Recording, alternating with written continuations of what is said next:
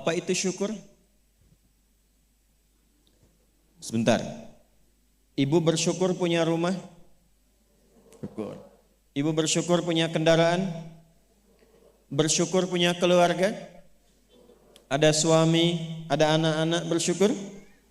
Baik. Yakin? Bersyukur diberikan pakaian? Yakin? Masa? Nah, sekarang apa itu syukur?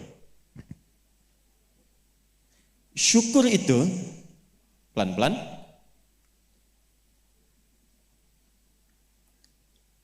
syukur itu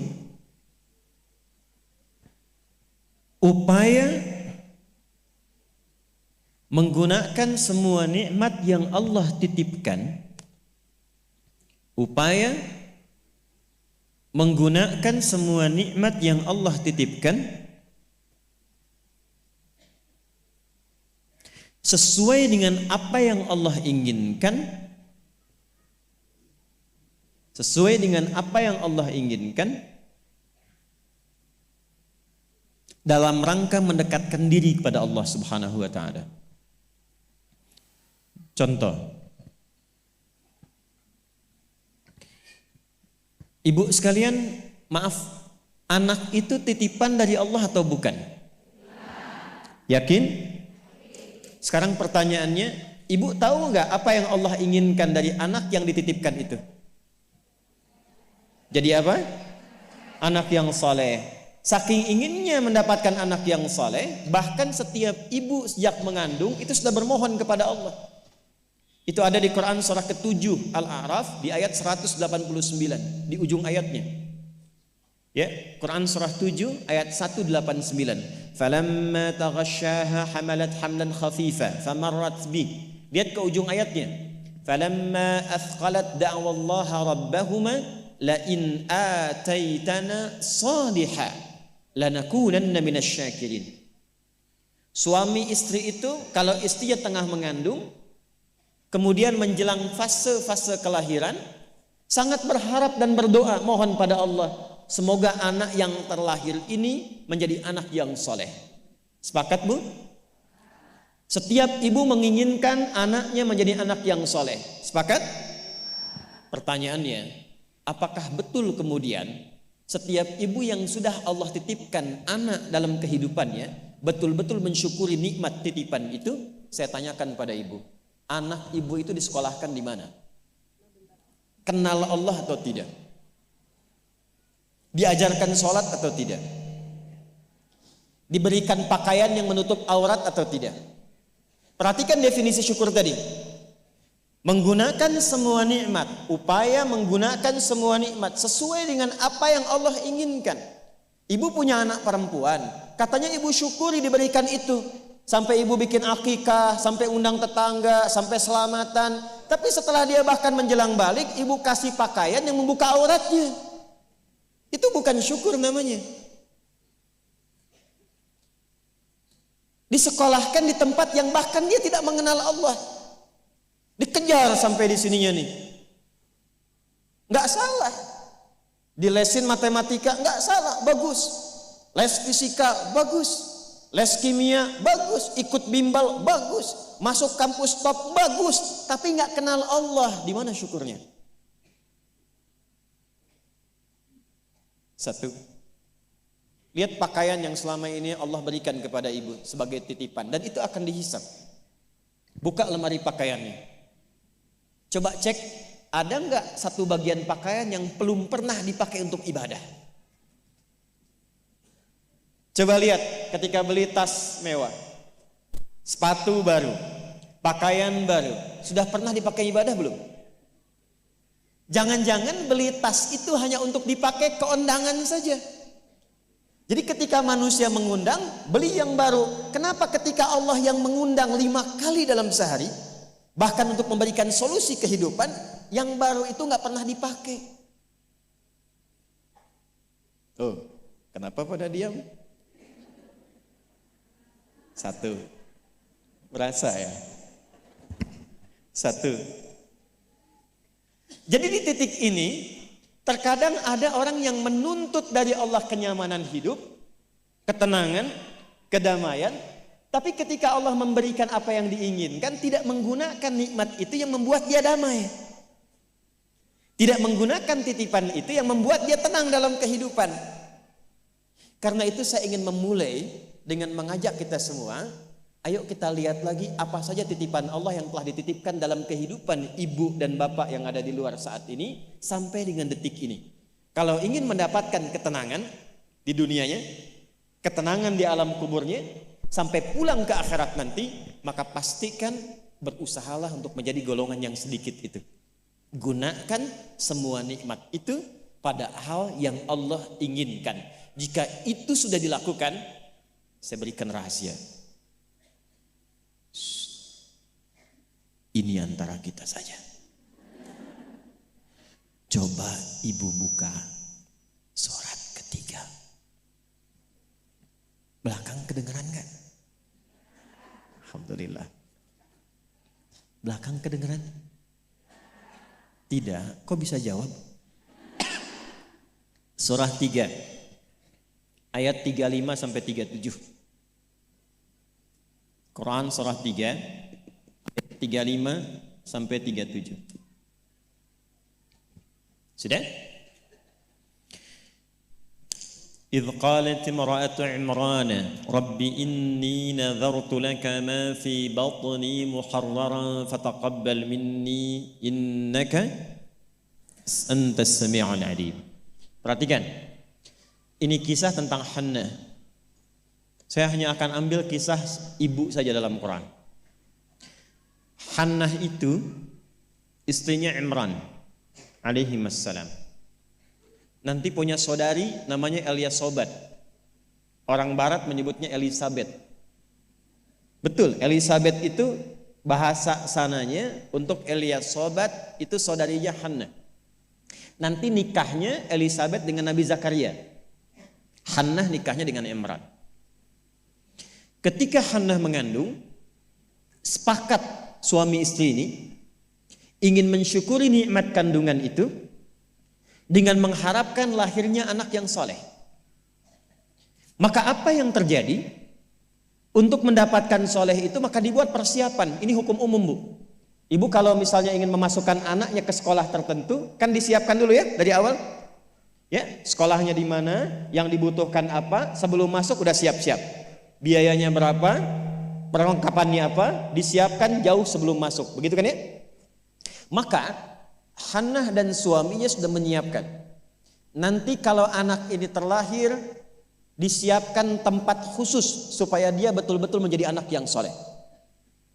Namanya mihrab. Mihrab itu tempat yang dikhususkan untuk bisa fokus ibadah, bertakarub kepada Allah saja. Nanti harus ada yang merawat. Yang mengajar, yang merawat itu harus orang yang paling soleh dan pintar di zamannya. Yang ketiga, disupport banyak doa. Dua-duanya sudah kompak. Siapapun yang kalau anak ini lahir masih hidup, entah ayah atau ibunya, teruskan cita-cita yang sudah menjadi komitmen ini. Maka ketika kandungan itu terus membesar dan siap menjelang persalinan, Imran meninggal. Jadi Imran itu meninggal dan Maryam nanti lahir dalam keadaan yatim. Maka lahirlah Maryam. Apakah ketika Maryamnya lahir, ayahnya sudah tidak ada, ibunya berhenti dari cita-cita yang sebelumnya menjadi komitmen? Tidak. Diteruskan itu. Maka ketika terlahir itulah kemudian apa yang sudah disepakati, berikan nama sesuai dengan harapan, isi dengan doa, siapkan tempat yang ingin diarahkan sesuai dengan cita-cita. Maka ayat 36-nya, falamma wada'atha qalat rabbi inni wada'tuha untha wallahu a'lamu bima wada'at wa laysa dzakaru kal untha. Harapannya lahir anak, kalau perempuan dia anak yang salihah, menjaga diri, menjauhkan dari perbuatan yang tercela, mendekat diri kepada Allah. Maka semua makna ini diwakili oleh satu nama, namanya Maryam. Maryam itu perempuan terhormat yang dekat dengan Allah. Kemudian setelah itu apa? Wa inni u'idzuha bika wa dzurriyyataha minasyaitonir rajim. Didoain terus, Bu. Didoakan. Setelah itu apa? Dipilihkan sesuai amanat dan kesepakatan dengan suami, cari orang paling pintar dan paling soleh. Dulu banyak yang berebut. Singkatnya terpilihlah Nabi Zakaria alaihissalam. Setelah itu apa? Buatkan tempat yang mendukung anak ini menjadi soleh dan dekat dengan Allah. Maka dibuatkan mihrab. Apa yang terjadi? Ketika mihrabnya sudah siap, yang mendidiknya sudah siap, doanya mengalir, namanya sesuai dengan harapan, maka orang tua itu tidak sulit lagi untuk merawatnya. Setelah itu Allah yang berkenan memperhatikan sampai tumbuh dewasanya. Perhatikan ayat 37-nya. Fataqabbalaha rabbuha biqabulin hasanin wa ambataha nabatan hasana wa kaffalaha Zakaria. Satu, Zakariyanya ada. Kullama dakhala 'alaiha Zakaria al-mihrab. Dua. Wajada 'indaha rizqa. Qala ya Maryamu anna laki hadha? Qalat huwa min 'indillah. Innallaha yarzuqu man yasha' bighairi hisab. Jadi doanya sudah, namanya sudah, yang mendidiknya sudah, tempatnya sudah. Kalau itu 4 terpenuhi, kata Allah, kamu hei Hannah, gak usah lelah lagi merawat anakmu itu. Biarkan aku dengan kehendakku yang memudahkan semua perawatan anakmu sampai tumbuh dewasa. Demi Allah Bu, setiap butuh apapun, orang tuanya tidak susah. Setiap akan diantar makanan, makanan sudah ada. Mau diantar pakaian, pakaian sudah ada. Dan semua pertumbuhannya langsung diperhatikan oleh Allah. Jadi ketika syukur itu diterapkan dalam kehidupan, maka seorang hamba akan beralih dari hamba biasa statusnya menjadi hamba yang istimewa di hadapan Allah Subhanahu wa taala. Ini yang ingin saya contohkan. Bersyukur itu bukan hanya sekedar mengungkapkan alhamdulillah atas nikmat yang diperoleh, tapi ada peluang untuk menambah nikmat-nikmat lanjutan. Ini ayat ini yang menginspirasi al-Imam Asy-Syafi'i, Imam Ahmad bin Hanbal. Tidak banyak orang tahu Imam Syafi'i itu single parent Bu ibunya. Imam Ahmad bin Hanbal itu single parent. Jadi begitu dititipkan anak laki-laki Imam Ahmad, bapaknya meninggal, ibunya yang gendong sana sini. Musim dingin, dimasakin air. Kan belum ada water heater waktu itu. Dimasakin Bu, malam-malam, diwuduin pakai air hangat. Digendong oleh ibunya ke masjid, ke halaqah-halaqah para ulama, disimpan, selesai digendong, dibawa lagi. Apa yang terjadi? Ketika semua nikmat dititipkan anak itu disyukuri sesuai dengan apa yang Allah kehendaki, jadilah Imam Ahmad. Ibu kenal Imam Al-Bukhari?